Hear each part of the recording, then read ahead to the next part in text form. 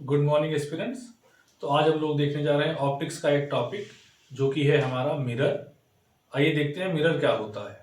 तो जब भी हम किसी कांच के टुकड़े पर उसके एक सरफेस पर उसके एक पृष्ठ पर हम सिल्वर की पॉलिशिंग कर देते हैं, ठीक है ना, या फिर हम एल्युमिनियम की पॉलिशिंग कर देते हैं, कहीं कहीं पारे की एचजी की पॉलिश कर दी जाती है और उसके बाद उसके ऊपर हम लेड ऑक्साइड का पेंट कर देते हैं। तो इस तरह से वो हमारा जो कांच था, जो ग्लास था, वो कन्वर्ट हो जाता है मिरर में, यानी कि दर्पण में। ठीक है। तो दर्पण आमतौर पर दो प्रकार के होते हैं। कौन कौन से दो प्रकार हैं?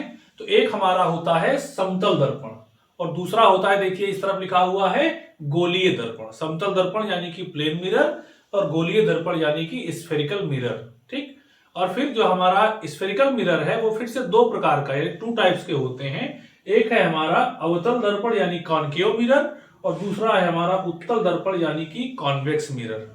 तो इस अवतल दर्पण और उत्तल दर्पण की बात हम लोग नेक्स्ट पार्ट में करेंगे।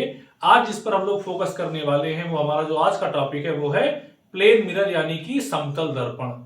तो हम बहुत की पॉइंट्स में देखेंगे कि समतल दर्पण क्या होता है। अगर हमारे पास कांच की कोई एक ऐसी सीट है, कोई एक ऐसा टुकड़ा है जो कि हर तरफ से अगर उसको हम टच कर रहे हैं तो कहीं भी वो ऊपर नीचे नहीं है, बिल्कुल प्लेन है, छूने पर स्पर्श करने पर हमें बिल्कुल बराबर लग रहा है, और उस कांच के टुकड़े के एक साइड पर हम सिल्वर की पॉलिश कर देते हैं, चांदी की पॉलिश करते हैं और उसके ऊपर फिर लेड ऑक्साइड का पेंट कर देते हैं। तो इस प्रकार से वो जो कांच का टुकड़ा था वो हमारा कन्वर्ट हो जाता है समतल दर्पण यानी कि प्लेन मिरर में। ठीक। तो अब हम इसके कुछ की पॉइंट्स देखेंगे और ये की पॉइंट्स आपके एग्जाम के लिए बहुत ही इंपॉर्टेंट होने वाले हैं। खास करके जो ये छोटे क्वेश्चंस आते हैं, एमसीक्यू आते हैं, वेरी शॉर्ट आंसर जो आते हैं, जिनमें हमें बहुत एक जो है वर्ड में जवाब देना होता है, वो समतल दर्पण के क्वेश्चन बहुत पूछे जाते हैं। देखते हैं इसके कुछ की पॉइंट्स को। सबसे पहले देखिए लिखा हुआ है, समतल दर्पण को अगर हम देखें तो वक्रता त्रिज्या, जिसको हम रेडियस ऑफ कर्वेचर कहते हैं, कितनी होती है? इनफाइनाइट होती है। ठीक है ना।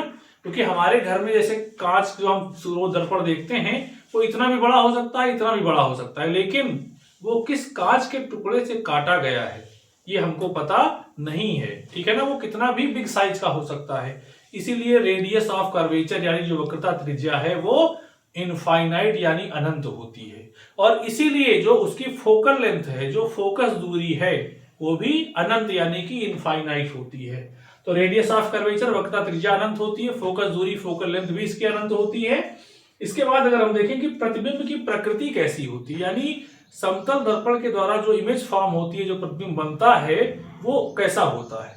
ठीक। तो बहुत अच्छा एक दर्पण है, इसके द्वारा जो भी प्रतिबिंब बनता है, सबसे पहली बात तो वो सीधा बनता है, कभी भी उल्टा प्रतिबिंब नहीं बनेगा, हमेशा सीधा प्रतिबिंब यानी इरेक्ट इमेज बनेगी। दूसरा, हमेशा ये दर्पण के पीछे बनता है, और याद रखिए जब भी प्रतिबिंब दर्पण के पीछे बिहाइंड द मिरर बनेगा वो हमेशा आभासी होगा, यानी कि वर्चुअल होगा। तो सीधा होता है, आभासी होता है, और कितना बड़ा होगा? इस दर्पण के सामने जितनी बड़ी वस्तु रखी जाएगी उतना ही बड़ा प्रतिबिंब बनेगा, यानी कि जो इमेज का साइज होगा वो इक्वल टू ऑब्जेक्ट के साइज के होता है। तो प्रतिबिंब की जो प्रकृति है वो सीधा, आभासी और वस्तु के बराबर, जितनी बड़ी वस्तु उतना बड़ा प्रतिबिंब आपको मिलेगा। अगला पॉइंट क्या लिखा हुआ है, देखिए, प्रतिबिंब की दूरी इज इक्वल टू वस्तु की दूरी, यानी डिस्टेंस ऑफ इमेज, जिसे हम v से लिखते हैं, इज इक्वल टू है डिस्टेंस ऑफ ऑब्जेक्ट, जिसे हम स्मॉल u से लिखते हैं।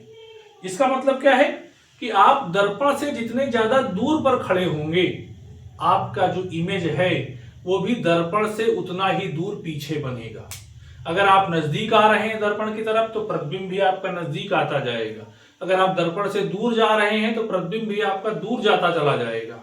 तो यानी जितनी दूरी पर आप खड़े होंगे उतनी ही दूरी पर आपका प्रतिबिंब भी बन जाएगा। अगला पॉइंट देखते हैं हम लोग। इसमें देखिए लिखा हुआ आपके सामने, पार्श्व उत्क्रमण होता है इसमें। इसका मतलब क्या है? इसको इंग्लिश में बोलते हैं लेटरल इन्वर्जन। अंतर क्या है? इसका मतलब क्या है कि जब हम दर्पण के सामने खड़े होते हैं, अगर हम अपना बायां हाथ उठाते हैं तो दर्पण में दाहिनी तरफ हाथ उठता है, अगर हम दायां हाथ उठाते हैं तो दर्पण में बाईं तरफ उठता है, यानी कि लेफ्ट की चीजें राइट में हो जाती हैं, राइट की चीजें लेफ्ट में हो जाती हैं। इसी को बोलते हैं लेटरल इन्वर्जन यानी कि पार्श्व उत्क्रमण। तो ये भी हमारा प्लेन मिरर यानी कि समतल दर्पण में पाया जाता है। अगली देखिए खासियत क्या है इसकी, इसका जो आवर्धन होगा यानी जो मैग्निफिकेशन होता है वो कितना होता है, वो इसको m से लिखते हैं, वो होता है 1। 1 क्यों होता है, क्योंकि जितनी बड़ी वस्तु उतना बड़ा प्रतिबिंब, और मैग्निफिकेशन का फार्मूला ही यही है, height of image upon height of object. दोनों अगर बराबर हो जाएंगे तो कैंसिल हो जाएंगे, 1 आ जाएगा, तो ये हमेशा 1 होता है, ठीक है ना। जबकि अवतल और उत्तल के लिए इसकी वैल्यू अलग अलग हो जाती है, तो ये ध्यान रखिएगा, समतल दर्पण का आवर्धन हमेशा 1 होता है, यानी magnification of plane mirror is always 1। Next क्या, इसका यूज हम लोग कहाँ करते हैं, समतल दर्पण का इस्तेमाल हम लोग कहाँ करते हैं, घरों में आईने के रूप में। अपने घर में हम रोज चेहरा देखते हैं तो रोज इसका इस्तेमाल करते हैं। दूसरा, पार्लर्स में, चाहे ब्यूटी पार्लर्स हो, चाहे जेंट्स हो, चाहे लेडीज पार्लर हो, सैलून्स हो, वहां पर भी चेहरा देखने के लिए इसका इस्तेमाल किया जाता है। और तीसरा क्या है, पेरिस्कोप में। पेरिस्कोप क्या होता है, जब समुद्र के अंदर पनडुब्बी होती है तो पनडुब्बी के बाहर जो है दो वहां पर समतल दर्पण लगाए जाते हैं 45 डिग्री पर, जिससे बाहर की चीजें उनको दिखाई दे जाती हैं, ठीक, तो उसको पेरिस्कोप कहते हैं। तो इस प्रकार से हमारा समतल दर्पण का टोटल टॉपिक जो है वो कंप्लीट हो जाता है। अब आप लोग के सामने मैं थोड़ा सा हट जाता हूं, आप इसका स्क्रीनशॉट ले लीजिए, तो एक बार में पूरा का पूरा ये आपका टॉपिक जो है वो रिवाइज हो जाएगा। समतल दर्पण से जितने भी क्वेश्चन बनेंगे, कोई भी क्वेश्चन इससे बाहर का नहीं बनेगा। कोई भी आप एग्जाम दे रहे हो, चाहे टीचिंग एग्जाम दे रहे हो, वनडे एग्जाम दे रहे हो, कोई भी एग्जाम हो, समतल दर्पण के सारे क्वेश्चन इतने में से ही आ जाएंगे, ठीक है ना।